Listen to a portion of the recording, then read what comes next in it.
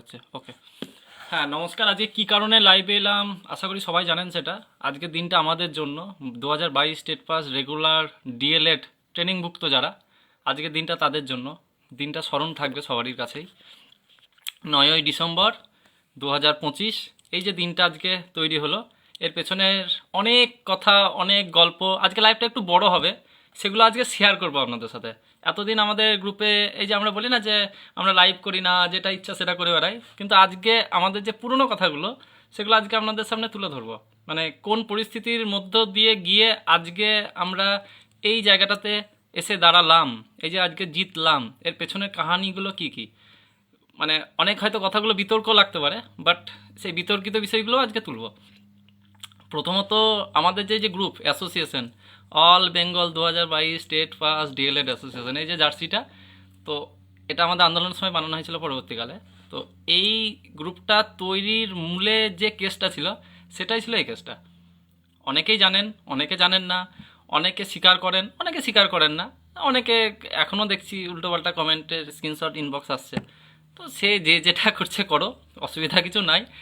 যখন রাত্রেবেলায় গিয়ে আয়নাতে মুখটা দেখবে, তখন একবার নিজেকেই প্রশ্ন করো যে আদৌ কি সেটা ঠিক, মানে নিজেরা নিজেদের অন্তরাত্মা যেটাকে বলি আমরা, তো সেখানে কি আদৌ মানে এর অ্যান্সার দিতে পারো তোমরা? মানে এটাই শুধু বলার। আর এবার আসি আসল কথাটাই, কেসটার পিছনের গল্প। 2024 সাল জানুয়ারি মাসের 2 তারিখ একটা দেখবেন শিয়ালদা থেকে ধর্মতলা মিছিল হয়েছিল। তো সেই মিছিলে আমাদের দুটো গ্রুপ একসাথে হয়েছিল, এবং তখন আমরা সত্যি খুব ছোট্ট, মানে খুবই ক্ষুদ্র গ্রুপ ছিলাম। মানে সেইভাবে যে আমরা হাইকোর্ট চিনতাম বা এপিসি ভবন চিনতাম বা সমস্ত কিছু জানতাম, সেরকম কিন্তু অ্যাকচুয়ালি আমরা জানতামও না। মানে আমাদের নামে তখন 5 জনের গ্রুপ, সত্যি আমরা 5 জনেরই গ্রুপ ছিলাম, এটা আজকের দিনে অস্বীকার করলেও হবে না। তো আমাদের শিল্পীদের সাথে একসাথে আন্দোলন করা যায় না, এই নিয়ে আমাদের গ্রুপে আলোচনা হচ্ছিল। তো অর্পণ মুখার্জি ঐক্যমঞ্চের তো কথা হয়, তো আমরা ওই সহযোগিতাও করে যে হ্যাঁ আমাদের একসাথে হওয়া উচিত। তো আমরা একসাথে মিছিলও করি বা আন্দোলন করি। তো সেই দিনকে একটা ঘটনা ঘটে, ঘটনাটা আজকে শেয়ার করি যে কেন।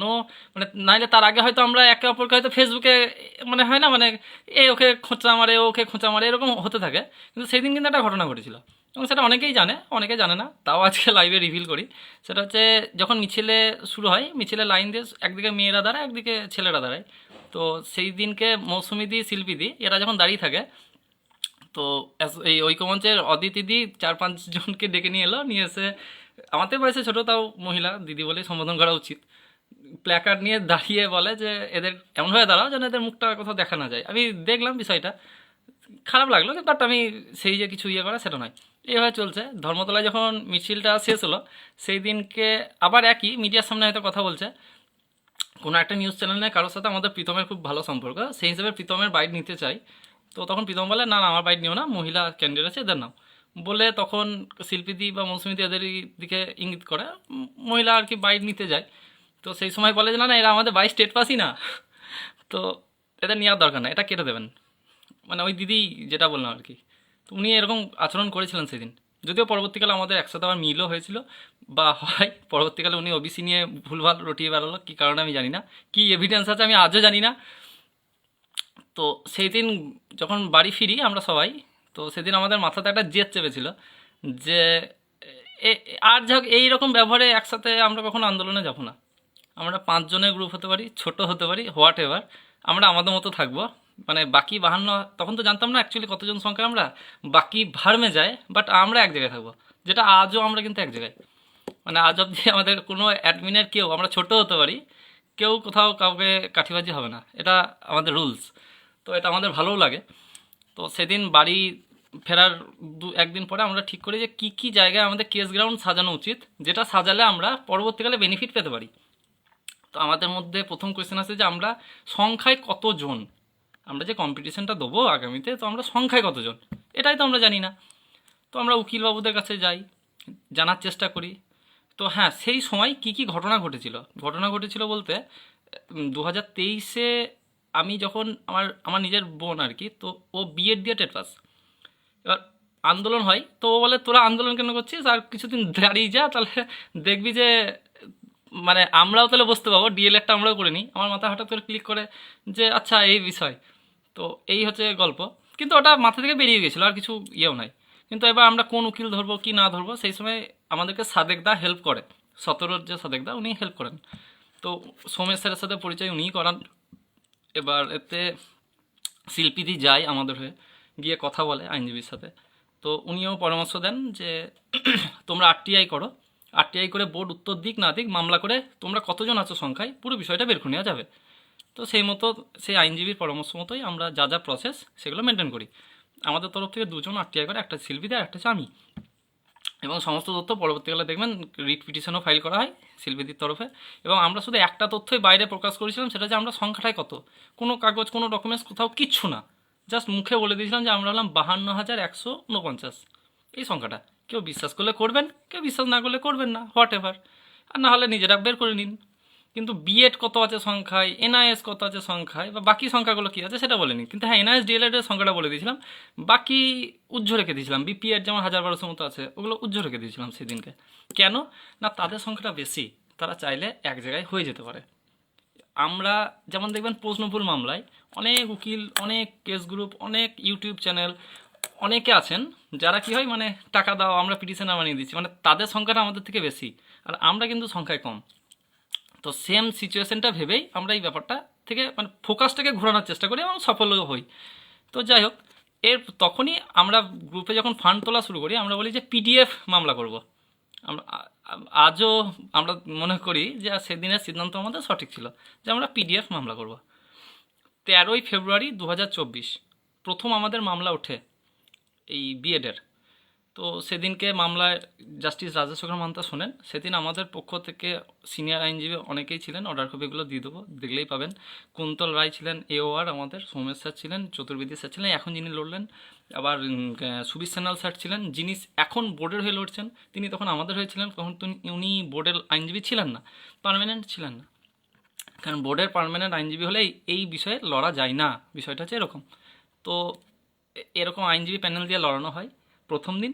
দ্বিতীয় দিন আমরা কিন্তু মানে আমাদের ফান্ডের ইস্যু হয়, যে কারণে আমরা চতুর্বেদী স্যারকে আউট করে দিই, যে না আমাদের একজনই থাকবে সুবিশনাল স্যার, একটা সিনিয়র, মানে দুটো সিনিয়র দেওয়ার প্রয়োজন নেই, বাকিরা যেমন অ্যাজ ইট ইজ সেরকমই থাকবে। তো প্রথম দিনের হিয়ারিংয়ে আমাদের 80,000 খরচা হলো, দ্বিতীয় দিন হিয়ারিংয়ে 70,000 খরচা হলো, আর এই রিট পিটিশনটা ফাইল করতে খরচা হলো 25,000।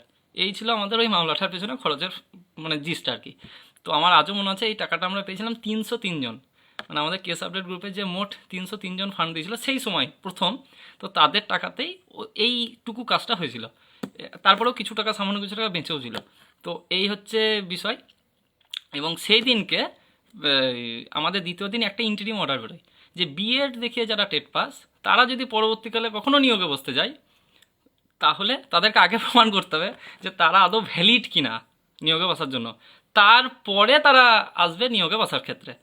যে বিষয়টা আজকেও কোর্টে ওই বিষয়টায় বারংবার উঠেছে, যারা হিয়ারিং দেখেছেন বারংবার দেখবেন শিল্পী সেন ম্যাটার খুব উঠছিল। বিষয়টা হচ্ছে এটা, ওই ইন্ট্রিম অর্ডারের কথাটা আমরা কিন্তু কোথাও কখনো কোনো জায়গায় বলিনি এবং বলার চেষ্টা করিও নি।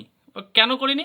কারণ ওই ইন্ট্রিম অর্ডারটাকে ব্রেক করার চেষ্টা করবে সবাই, অনেকেই মামলা তুলে ওই ইন্ট্রিম অর্ডারটাকে ভাঙার চেষ্টা করবে। যেমন 17 দাদা দিদিরা ইন সার্ভিসকে নিয়ে একটা ইন্ট্রিম অর্ডার বের করে নিয়ে নিজেদের কাজটা গুটিয়ে নিয়ে বেরিয়ে গেল, আমরাও ওইরকমভাবে একটা আটকে রাখলাম, কেননা আমাদের পয়সা কম। এবার দেখবেন ছোটোবেলায় একটা আমাদের স্টাইল ছিল আমাদের কান্দি মুর্শিদাবাদের দিকে, যখন আমরা অনেক দূরে স্কুল, তো স্কুলে যখন যেতাম মানে যখন সাইকেলের রেস হতো, মানে যেটা আমি করতাম বেশিরভাগ সময়, সেটা হচ্ছে নর্মাল স্পিডে যেতাম, আমার সাথে আরও যারা যেত সাইকেল চালিয়ে তারা আরও স্পিডে চালাতো, তাদেরকে আমি আগে ছেড়ে দিতাম। ছেড়ে দেওয়ার পরে যখন লাস্ট 1 কিলোমিটার বাকি স্কুল ঢোকার, তার আগে তাদের পেছনে বেল বাজাতাম, তারা ভাবতো আমার কাছে চলে এসেছে, তারা আরও নিঃশ্বাস নিত, আরও দৌড়াতো। তো এরকমভাবে যেতে যেতে যেতে যেতে তারা হাঁপিয়ে যাওয়ার যখন, তখন তাদেরকে টুক করে ওভারটেক করে বেরিয়ে যাও, এটা ছিল আমার পলিসি। তো এক্ষেত্রে আমরা জাস্ট মানে এরকমই একটা পলিসি এখানে ইমপ্লিমেন্ট করার চেষ্টা করেছি আমরা, যে আমাদের ইন্টারিম অর্ডার বেরিয়ে গেছে, এবার চুপচাপ বসে থাকো, যার পিছনে আগুন লেগেছে সে দৌড়াদৌড়ি করুক। অনেকেই গ্রুপে আমাদেরকে গালমন্দ হেনা তেনা হাবি জাবি অনেক কিছু বলেছে, যে ভাই মামলাটা কী হলো, মামলাটা কী হলো, মামলাটা কী হলো। তো এই যে ব্যাপারটা, এই ব্যাপারটা থেকে আমরা বেরোতে চাইছিলাম। আর আমার খুব মনে আছে যেদিন ফার্স্ট আমরা মামলাটা ফাইল করেছিলাম, তো সেদিনকে ওই মৌসুমিদি, শিল্পীদি, শক্তি, যে তখন ফুড ডেলিভারির কাজ করতো আমাদের বহরমপুরে, ও ছিল আমার সাথে সেদিন। তো আমরা সেদিন গেছিলাম, এই যে আইনজীবীরা আজকে দেখছেন না, এই যে ফিরদৌস শামীম বা হেনাদানা, এদেরও চেম্বার গেছিলাম, এমন কোনো চেম্বার নাই যে ঘুরিনি সেদিন, ওই 2-3 দিন। তো ইনারাই বলেছিলেন যে টেট সার্টিফিকেট বাতিল হবে না, এটা মানে লাইফ টাইম, হ্যাঁ তা না হাবি যাবি অনেক কিছু। কিন্তু আজকে দেখবেন যে আইন বিচারক নিজেও বলেছেন এই কথাটা, যে মিস্টার শামীম যে সাবমিশন দিয়েছে, তো টেট সার্টিফিকেট তার সাথে আমরা এগ্রি নই। এই যে বিষয়গুলো, এই কথাটা উনি অলরেডি আজ মানে জজ সাহেব নিজেই বলেছেন। তো আমার খুব ভালো লাগছিল ওই সিনটা, ওই সিচুয়েশনটা দেখতে, লাইভ স্ট্রিমিং যখন দেখছিলাম। আপনারাও দেখেছেন, আমিও দেখেছি। এই তো হচ্ছে বিষয়। এরপরেতে আর এরপরেতে আর যে বিষয়গুলো জানা দরকার আপনাদের, তো এরপরে আমরা ওই যে ডাটাটা সেটা মামলা করে বের করি। এরপরে মাঝপথে দেখবেন যে এমপি ক্লারিফিকেশন মামলা আছে, যেটা মধ্যপ্রদেশের সার্টান গ্রুপ যারা ডিএলএ ট্রেনিং প্রশিক্ষণপ্রাপ্ত, তারা রমেশ রোয়ালের সাথে মানে ওখানকার পুরো স্ট্র্যাটেজিটা সাজায় রমেশ রোয়াল স্যার। তো ওনার সাথে আমাদের শুভমের সাথে ভালো সম্পর্ক, তো ওরা গেছিল দিল্লি মামলাটা নিয়ে। তো সেই সময় আমরা সবাইকে অ্যালার্টও করি যে ভাই দিল্লির এমপি ক্লারিফিকেশন মামলাতে নিয়ে আমাদের ভাবা উচিত, বা এখানে আমাদের কিছু ফান্ড দিয়ে সাহায্য করা উচিত, বা যারা লড়ছে তাদের হাতটাকে শক্ত করা উচিত। কারণ ওই কেসে অলরেডি যারা এমপি তারা প্রায় 1.5-2 কোটি টাকার উপর অলরেডি খরচা করে দিয়েছিল। তো আমাদের এই ক্ষুদ্র গ্রুপের পক্ষে মানে যদি তাদেরকেও যদি বলি যে হ্যাঁ পুরো পয়সা দিতে পারবো আমরা উকিল দাঁড় করাবো, হ্যাঁ না তা না, পসিবলই ছিল না। তো তাদের সাথে আমাদের কথা হয়ে এটাই দাঁড়িয়েছিল জিস্ট, যে আমরা 4-5টা রাজ্য মিলে একজন সিনিয়র আইনজীবীর টাকা শেয়ার করব। আমরা ওই মামলাটা জিতি এবং সাকসেসফুলি, এটা অহংকার বলুন গর্ব বলুন, যে যে যে আইনজীবীকে আমরা সিলেক্ট করেছিলাম, অর্থাৎ যার এওআর ছিল মনদীপ কারালা, তো গোপাল শঙ্কর নারায়ণ স্যার, তো ওনাকেই আমরা পেমেন্টটা করেছিলাম। উনিই দেখবেন এমপি ক্লারিফিকেশন মামলার ফাইনাল যে আর্গুমেন্টটা সেটা উনিই করেছিলেন। এবং ওটার বেসিসেই এই যে আজকে কোর্ট রুমে রেট্রোস্পেক্টিভ আর প্রসপেক্টিভের যে ঝামেলা, সেটা উনিই সেদিন সলভ করেছিলেন কোর্ট রুমে, এবং ডিএলএডের সুরক্ষাটা সেই দিনে হয়ে যায়। মানে আমাদের এই হচ্ছে ব্যাপার, যারা ইন সার্ভিস তাদেরই শুধু চাকরিটা প্রোটেক্টেড, বিএড দিয়ে যারা টেট পাস বাকি সব বাতিল। এই যে গল্পটা, সেটা সেই দিনই সবারই সামনে প্রকাশিত হয়ে যায়। এরপরে চুপচাপ। তো এই যে এখন যে বিষয়টা এলো, যে 23-25 ব্যাচের যে ডিএলএড, 23-25 ব্যাচের যারা বিএডের টেট পাস পরবর্তীকালে 23-25 ব্যাচ করেছে, আউট। যারা 23 টেটের 23-25 ব্যাচ, তারা আউট। আচ্ছা, যারা 14 টেট পাস 23-25 ব্যাচ, তারাও আউট। পুরো বিষয়টা আশা করি আপনাদের কাছে আমি বলতে পারলাম যে আজকের মামলার গল্পটা কি হলো কি হলো না। তো এরপরে আসি আসল বিষয়। আসল বিষয়টা কি, সেটা হচ্ছে যে খুব তাড়াতাড়ি, হয়তো আগামীকাল বা হয়তো পরশুর মধ্যেই, যাদেরকে আজকে আমরা হারালাম, এই যে আমরা এত আনন্দ নৃত্য মানে এত কিছু করে বেড়াচ্ছি, তারা কিন্তু ডিভিশন বেঞ্চে যাচ্ছে এবং তারা একত্রিতভাবে যাচ্ছে। তো এই যে তারা একত্রিতভাবে যাচ্ছে, আমাদের দেখুন, আমাদের অ্যাসোসিয়েশন গ্রুপের বললাম না, একটা ইগো বলুন বা একটা ইজ্জত বলুন বা যা কিছু মাথায় যে জেদ চেপেছিল বলুন, সেটা ছিল অ্যাকচুয়ালি এই মামলাটা। তো এই মামলাটার রায় চলে এসেছে। সমস্ত 2022 স্টেট পাস যারা ফান্ড দিয়েছেন, যারা রাস্তায় আন্দোলন করেছেন, সেটা যে গ্রুপই হোক, ওসব গ্রুপ বুঝি না, তারা 22 স্টেট হিসেবে রাস্তায় রিপ্রেজেন্ট করে, আমি এটাই বিশ্বাস করি। তো তাদেরকে ডেডিকেট করছি। যারা ঘরে বসে আছেন তাদের প্রতি কোনো ডেডিকেশন নাই, স্বার্থপর হলেও এটাই সত্য। যারা ফান্ড দিয়েছেন তাদেরকে ডেডিকেশন করছি। মানে পাস হয়তো 52,000 আছি, রাস্তাতে ওই 2-3 হাজার কি 4,000 কি 5,000 হয়তো রোটেটভাবে নেমেছেন। এই 5,000 জনকে এই মামলার জিতটাকে আমি উৎসর্গ করি, আর যারা ফান্ড দিয়েছেন তাদেরকে উৎসর্গ করি। এ হচ্ছে সোজা হিসাব। আর যদি ডিভিশনে যেতে হয়, রায় এসেছে, সমস্ত 22 স্টেট পাসের দায়িত্ব এই রায়টাকে আটকানোর। কেন না, এটা কিন্তু একটা মাদার রায় বলতে পারেন, যেটা আমাদের 22 স্টেট পাসরা এই প্রথম আমরা কোনো একটা বিষয়কে সামনে নিয়ে আসতে পারলাম। এই হচ্ছে মানে একটা নিজেদের সাপেক্ষের একটা বিষয়, একটা বৃহৎ অঙ্কের সংখ্যাকে টোটালি সারা জীবনের জন্য ইনভ্যালিড করলাম। মানে এই প্যানেলে আমাদের যাদের চাকরি হবে, যদি না হয় আমাদের রাস্তা ক্লিয়ার, পরের প্যানেলেও আমরা চাকরি পাবো। এই যে ব্যাপারটা, এই ব্যাপারটা আমরা নিজেদের কাছে আজকে একটা পরিষ্কার পরিচ্ছন্ন জায়গায় নিয়ে এলাম। যেমন দেখুন, আজকেও 14 টেটওয়ালারা এখানে সবাই বসছে। এই যে ব্যাপারটা, তারা আজকে কিছু করেছে বলেই তো 14 টেট আজকেও চাকরি ক্ষেত্রে অ্যাভেলেবেল। এইটাই তো, এটুকুই বলার ছিল। আজকে রাত্রে টেলিগ্রাম মিটিং আছে, সবাই জয়েন করবেন। আর অনেকে বলছেন যে আর কি মামলা বা অনেক কিছু, তো সেগুলো আগামীতে আপনারা জানতে পারবেন। আর হ্যাঁ, সমস্ত 2022 স্টেট পাসের এবার নিজেদের দায়িত্ব, এই মামলা ডিভিশন বেঞ্চে যে যাচ্ছে সেখানে কাউন্টার দেওয়ার জন্য আইন মানে উকিল বাবু রাখবেন কি রাখবেন না, কারণ সেখানে কিন্তু এই যে আইনজীবীরা আপনি এখানে রেখেছেন সেগুলো কিন্তু আর আর গল্প নয়, সেখানে আরও টপ লেভেলের নামবে। কারণ এবার আপনার বিরুদ্ধে যারা দাঁড়াবে তাদের সংখ্যাটা আরও বড়, তারা একত্রিত হবে, একত্রিত হয়ে ডিভিশন বেঞ্চে নামবে।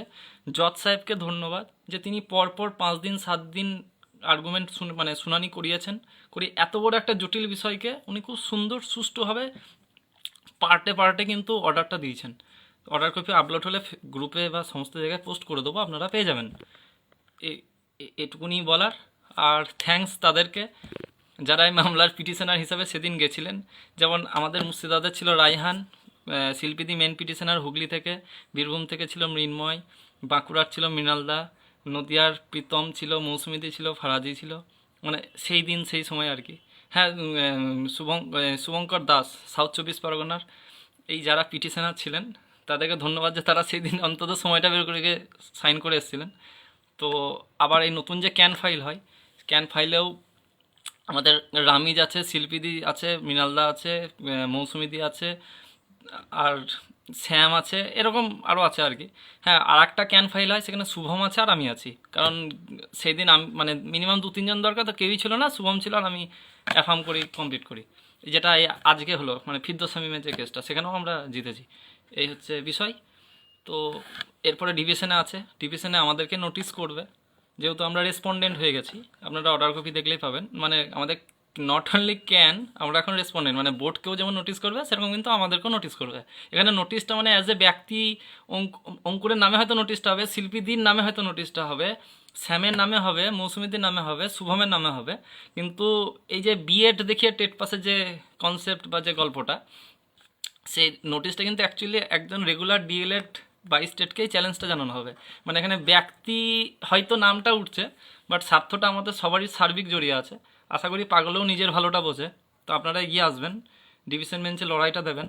হ্যাঁ, আর যে ফান্ডের যে ব্যাপারটা বলছি, আপনারা ফান্ড দিয়েছেন তাই লড়তে পেরেছি, তাই হয়তো আজকে জেতা জায়গাটা এসছে। মানে ফাঁকা মাঠ দেওয়া হয়নি, এই যে ব্যাপারটা। তো আগামী দিনে আশা করি আপনারা পাশে থাকবেন, তবেই লড়াইটা হবে, নচেত লড়াইয়ের কোনো মূল্য নাই। আর একটা কথা, এই কেসের রায়টাকে যদি আপনি কন্টিনিউ রাখতে পারেন, তবেই কিন্তু পরবর্তীকালে আপনার বাকি যদি কোনো এলিমিনেশন বলুন বা সমস্ত বাকি কিছু কাজ যদি করতে চান বা এগোতেও চান, তবেই কিন্তু সেগুলো পসিবল। আর এটাই যদি আপনার আউট হয়ে যায়, মানে আসলটাই, তাহলে কিন্তু আপনার কোনো কিছু কাজ হবে না। মানে সেই বাড়ির ভিতটাই যদি লড়বড়ে থাকে, আপনি 3 তলা বানাবো বললেও বানাতে পারবেন না। বিষয়টা এরকমই। তো এটুকুনি বলার, এর বেশি কিছু আর বলার নাই। আর হ্যাঁ, আগেও বলেছিলাম, আবারও বলছি, যারা ওই প্রশ্নফুল মামলার যেমন হাজারখানা মামলা হয়েছে, করতে কিছু পারেনি কিন্তু। হ্যাঁ, তো সেরকম এই মামলাতেও পিছনে আমাদের অনেকেই লাগবে, কারণ আমাদের শত্রু সংখ্যা দিন দিন বাড়ছে, কিন্তু কেউ কিছু করতে পারবে না, আমরা জিতবো, এটা হচ্ছে কথা। যেমন করে হোক মানে জিতবো, মানে জিতবো, যে কোর্টে যেমনভাবে খেলা হোক জিতবো। আর হ্যাঁ, specially thanks to Somesh Ghosh sir, আরও যারা রয়েছেন তাদেরকেও, আমাদের যারা আইনজীবী প্যানেল। এবং হ্যাঁ, থ্যাঙ্কস যারা ওনাদের হয়ে লড়েছেন, তাদের মধ্যে হয়তো অনেকে আছেন যারা খুব ভালো মানুষ। তো এই বিষয়, তারা হয়তো অনেক সময় লাইভ দেখে, কাউকেই খারাপ কিছু বললাম না, এটুকুই। যাই হোক, আজকে টেলিগ্রাম মিটিং আছে, সবাই আসবেন, কথা হবে আমাদের। আজকের দিনটা বাই স্টেটের। জয় বাই স্টেট।